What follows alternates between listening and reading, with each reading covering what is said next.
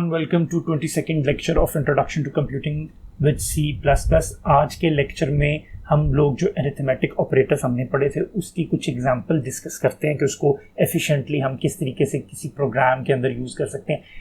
Plus और minus को तो काफ़ी इजीली आप लोग इंटरप्रेट कर सकते हैं कि कैसे हम लोग इनको यूज़ करते हैं, लेकिन अगर हमने in terms of modulus, division या मल्टीप्लिकेशन देखना है कि किस तरह के प्रॉब्लम्स में हम इनको यूज़ कर सकते हैं, तो इसके लिए एक प्रॉब्लम हम लोग डिस्कस करते हैं आज, और इसको हम सॉल्व करेंगे सिर्फ उन्हीं कॉन्सेप्ट्स को यूज़ करते हुए जो कि अभी तक हम लोगों ने सीखे हैं। तो इसके लिए प्रोग्राम हम किस तरीके का लिखना चाह रहे हैं, जैसे कि यहाँ पे डिस्क्रिप्शन में लिखा हुआ है कि write a program that reverses a 4 digit number. तो यहाँ पे हमने एक इंटीजर नंबर लेना है जो कि 4 डिजिट का नंबर हो। फॉर एग्जांपल यहाँ पे मेरे पास नंबर है 1 2 3 4, ये 4 डिजिट का नंबर मेरे पास आ गया। अच्छा, रिवर्स करना है हमने a 4 digit integer number and then place the reversed number into an integer variable. तो हमने फिर एक और variable, let's suppose reversed r है, और उसके अंदर हमने इसको रिवर्स करके लिखना है। तो रिवर्स होके ये क्या बन जाएगा, 4 3 2 1। तो हमने एक प्रोग्राम लिखना है जो कि हमारे लिए ये कन्वर्जन करके हम लोगों को दे। अच्छा, कोडिंग करने से पहले या प्रोग्राम लिखने से पहले हम लोगों को उसकी लॉजिक के ऊपर काम करना है। तो लॉजिक बिल्डिंग या एल्गोरिदमिक अप्रोच को डिस्कस करना है कि ये काम किस तरीके से किया जा सकता है। तो इसको देखते हैं कि मैथमेटिकली इसको किस तरीके से हम अचीव कर सकते हैं। सबसे पहले हमने देख लिया कि हमारे पास ये नंबर है 1 2 3 4। तो मैंने एक अप्रोच मेरी ये हो सकती है कि मैं ये जितने भी डिजिट्स हैं, 4 डिजिट्स हैं, मैंने इन चारों को इस नंबर में से निकालना है। ये एक बेस 10 नंबर है, अगर आपको नंबर सिस्टम याद हो। तो ये मेमोरी में एक वेरिएबल में स्टोर्ड है इस तरीके से, और अगर मैं यहाँ पे मेमोरी मैप बनाऊँ तो समथिंग लाइक दिस, यहाँ पर एक सेल के अंदर ये 1 2 3 4 जो है ये एज n हम इसको डिनोट कर रहे हैं और उसमें ये स्टोर्ड है। अब मैंने इसमें से अगर 4 निकालना है तो कैसे निकाल सकते हैं? अगर आप थोड़ा सा इसको सोचें तो इसमें मॉड्यूलस ऑपरेटर काम आ सकता है। दैट मीन्स कि मैं अगर 1 2 3 4 को मॉड बाय 10 कर लूँ तो आंसर मेरे पास क्या आएगा? तो आंसर इसका जो है 1 2 3 0 तक तो कम्प्लीटली डिविजिबल है नंबर बाय 10, और बाकी रिमेनिंग वैल्यू 4 बच जाती है। तो दैट मीन्स कि मेरा जो इसमें आंसर आएगा वो 4 आ जाएगा। अब इस नंबर को मैं किसी वेरिएबल में स्टोर कर सकता हूँ। तो लेट सपोज कि मैं कोई एक वेरिएबल डिक्लेयर कर लेता हूँ n1 के नाम से, और उसके अंदर ये वैल्यू जो है मैं स्टोर कर लेता हूँ अपनी 4। और ये वैल्यू को मैंने गेट कैसे किया है? इसको मैंने बेसिकली जो हमारा 1 2 3 4 वाला नंबर था उसको मॉड बाय 10 करके किया। अब इसको फॉर्मुलेट करके अगर मैं लिखूं तो ये बेसिकली कुछ यूँ बनता है कि n1 इज इक्वल्स टू, ये n है और ये मैंने मॉड लिया है इसका 10 के साथ। तो ये एक फॉर्मूला बन गया कि जब भी मैं नंबर का मॉड लेता हूँ 10 के साथ तो वो उसका लास्ट डिजिट जो है ना वो एज रिमाइंडर मेरे पास आ जाता। अब 3 निकालने के लिए मुझे नंबर क्या चाहिए? बेसिकली 1 2 3 चाहिए, ना कि 1 2 3 4 या 1 2 3 0। अगर मैंने यही वाला फॉर्मूला यूज करना है तो उसके लिए अगर आपको एक कॉन्सेप्ट याद हो जिसको हम कहते थे कि इंटीजर डिवीजन का कॉन्सेप्ट है। इंटीजर डिवीजन का कॉन्सेप्ट क्या कहता है कि अगर किसी नंबर को मैं C++ में डिवाइड करता हूँ किसी दूसरे नंबर से, लेट सपोज 4 डिवाइडेड बाय 2, और ये दोनों इंटीजर्स थे, आंसर इस केस में तो आएगा 2। लेकिन अगर मैंने ये वाली एग्जांपल ली मैथमेटिकली तो आंसर आना चाहिए इसका 2.5, 5 डिवाइड बाई 2 का आंसर आना चाहिए 2.5।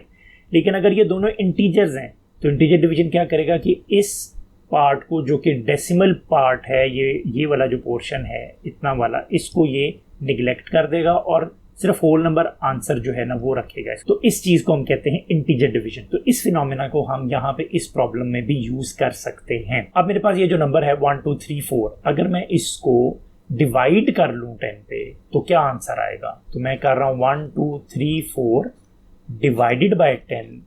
तो वैसे तो आंसर क्या आना चाहिए? 1 2 3.4 आना चाहिए ना, लेकिन इंटीजर डिवीजन की वजह से ये चीज 0.4 निगलेक्ट हो जाएगी। तो ये मेरा फर्स्ट आइटरेशन जो है ना यहाँ तक ये कंप्लीट हो गया। ये मेरी फर्स्ट आइटरेशन होगी जिसमें मैंने एक डिजिट निकाल लिया और अगले डिजिट को निकालने के लिए मैंने नंबर को प्रिपेयर भी कर लिया। अब मुझे क्या करना है, मुझे दोबारा से यही काम नहीं करना। इस नंबर को जो कि अब मेरे पास रिमेनिंग नंबर अब बचा है डिवीजन के बाद, दैट इज 1 2 3, इसका अगर मैं अब मॉड लूँ 10 के साथ तो ऑब्वियसली 1 2 0 तक तो कंप्लीटली डिविजिबल है और रिमाइंडर क्या बचता है, 3 बचता है मेरे पास रिमाइंडर। तो मैंने 3 को भी किसी और वेरिएबल में स्टोर कर लेना है इस पॉइंट इन टाइम पे। तो यहाँ पर अब मैं देख सकता हूँ कि मैंने मेमोरी के अंदर N1 के अंदर 4 स्टोर कर लिया है इस पॉइंट इन टाइम पे, और N2 के अंदर मैंने 3 स्टोर कर लिया। अब मुझे 1 2 3 जो नंबर है उसको रिड्यूस करना है और 3 डिजिट को ख़त्म करना है, तो उसके लिए अगेन इंटीजर डिवीजन को यूज़ कर सकते हैं। तो मैं इस नंबर 1 2 3 को डिवाइड करता हूँ अगर 10 के ऊपर, तो मेरे पास 12 आ जाएगा, क्योंकि 0.3 जो है it will be neglected as a result of the integer division. तो अब इस पॉइंट इन टाइम पे मेरे पास ये 2 आइटरेशंस इसकी होगी और नंबर जो मेरे पास है अब 12 बच गया है। तो अब थर्ड टाइम भी मुझे यही काम करना है। थर्ड टाइम के लिए भी अब मैं 12 को बेसिकली मॉड लूँगा 10 के साथ। तो इस केस में भी आप लोग देख सकते हैं कि 10 तक तो कंप्लीटली डिविजिबल है नंबर, और बाकी का जो नंबर बच जाता है मेरे पास दैट इज 2। इस पॉइंट इन टाइम पे मैं 2 को स्टोर कर सकता हूँ किसी और वेरिएबल में, और लेट्स सपोज कि मैंने इसको स्टोर कर लिया यहाँ पे एक N3 वेरिएबल में। उसके बाद मुझे नंबर 12 की बजाय इसका जो सिंगल डिजिट नंबर है नेक्स्ट जो मैंने निकालना है वो मुझे चाहिए होगा। तो उसके लिए मैं क्या करूँगा, इस नंबर को जो अब मेरे पास रिजल्ट के तौर पे आ गया है 12, इसको मैं डिवाइड करूँगा 10 के साथ, तो आंसर इज 1। तो ये स्टेप 3 में भी आपने देख लिया कि मेरे पास जो लास्ट डिजिट अब बचा है वो 1 बचा है। और अब अगर मैं इसको अगेन इसी फॉर्मूला से गुजारूं, मीनिंग अगर मैं 1 मॉड 10 लेता हूं तो इसका आंसर क्या होगा। तो जो प्रॉपर्टीज हैं मैथमेटिकल प्रॉपर्टीज वो कहती हैं कि भी 1 मॉड 10 इज इक्वल्स टू 1। और अब अगर मैं दूसरी चीज की तरफ भी जाऊं कि जो 1 है इसको अगर मैं डिवाइड करूं 10 के ऊपर, तो now the answer will be 0 due to the integer division. Number अब खत्म हो गया। तो ये स्टेप 4 है। मैन्युअली स्पीकिंग हम लोगों को यहाँ पर सिर्फ 3 स्टेप्स के अंदर ये पता चल जाती है चीज, और अगर हमने इसको लेटर ऑन ऑटोमेट करना है, एक फॉर्मुलेटेड वे में इसको करना है, तो हमें स्टेप 4 की भी जरूरत पड़ेगी। अब ये मैंने यहाँ पर जब चौथा नंबर निकाल लिया तो उसको मैं एक और वेरिएबल जो है उसके अंदर यहाँ पे स्टोर कर सकता हूँ। लेट्स से कि ये मेरे पास नंबर है N4, और अब यहाँ पे मैंने इसको 1 स्टोर कर दिया। अब मैं एक रिवर्स नंबर R लेके इन सब को मैंने जोड़ के, तो नंबर क्या मैंने बनाना है 4 3 2 1, ये नंबर बनाना है मैंने। लेकिन अभी तक तो ये 1 2 3 4 अलग अलग डिजिट्स मैंने निकाल लिए, इनको कंबाइन मैंने किसी फॉर्म में नहीं किया। तो उसके लिए हम क्या चीज़ यूज़ कर सकते हैं, तो उसका कॉन्सेप्ट अभी हम चेक करते हैं। अब इस पॉइंट इन टाइम तक हमारे पास चारों नंबर्स जो हैं, चारों डिजिट्स जो हैं वो सेपरेटली अलग अलग वेरिएबल्स में पड़े हुए हैं, N1 N2 N3 में और इसके साथ N4 में। तो अब मैंने रिवर्स्ड जो एक नंबर बनाना है इनको कंबाइन करके, अब आपको पता है कि यहाँ पर वैल्यू 4 है, N2 के अंदर ये 3 पड़ा हुआ है, इसके अंदर 2 पड़ा हुआ है, और इसके अंदर मेरे पास क्या पड़ा हुआ है 1 पड़ा हुआ है। अब यहाँ पे मैं स्टार्ट कुछ इस तरीके से कर लेता हूँ कि R को हम N4 जो है ना वो असाइन कर देते हैं। तो दैट मीन्स कि R के अंदर वैल्यू आ जाएगी 1। अब हमने 1 को इसी पोजीशन पे रहने देना है। अब हमने इसके साथ अगला जो नंबर है वो अटैच करना है। तो वो हमने राइट साइड पे नहीं करना, बल्कि इसकी लेफ्ट साइड पे नंबर को अटैच करना। सिंगल डिजिट नंबर है तो इसको इसकी लेफ्ट साइड पे यानी सेकंड पेज पे लेके आना, तो मुझे 10 से मल्टीप्लाई करना पड़ेगा उस नंबर को। तो मैं अगर ये करूं कि जो मेरा नंबर N3 है इसको मैं मल्टीप्लाई कर दूं 10 के साथ, तो दैट मीन्स कि जो नंबर है मेरे पास इट इज़ 2 टाइम्स 10, तो ये 20 हो जाता है। और इस 20 को मैं अगर ऐड कर दूं हमारा जो प्रीवियस नंबर है जो 1 पड़ा हुआ है ऑलरेडी उसके अंदर, तो आई विल गेट 21। तो ये इस तरीके से आ गया। अब इसको फॉर्मुलेटेड वे में अगर मैं लिखना चाहूँ तो ये मेरे पास क्या था ये प्रीवियस वैल्यू ऑफ आर ही है, और इस 20 को मैंने विद n3 कैसे गेट किया, फॉर्मुलेटेड वे में अगर मैं इसको लिखूं तो n3 टाइम्स 10 किया मैंने इसको, तो इसने बेसिकली मुझे ये r की वैल्यू दे दी। तो ये चीज़ मेरे पास 21 आ गई।